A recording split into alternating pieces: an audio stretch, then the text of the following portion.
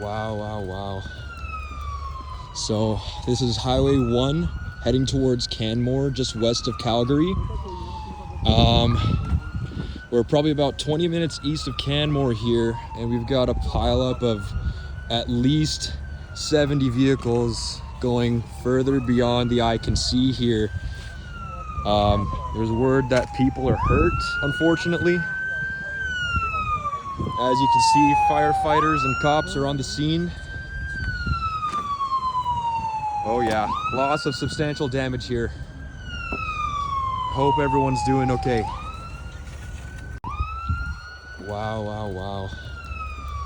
So this is Highway 1 heading towards Canmore, just west of Calgary.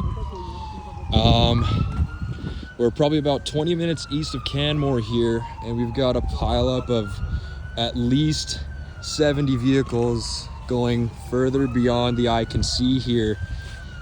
There's word that people are hurt, unfortunately.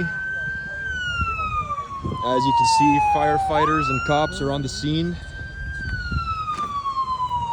Oh yeah, loss of substantial damage here. Hope everyone's doing okay.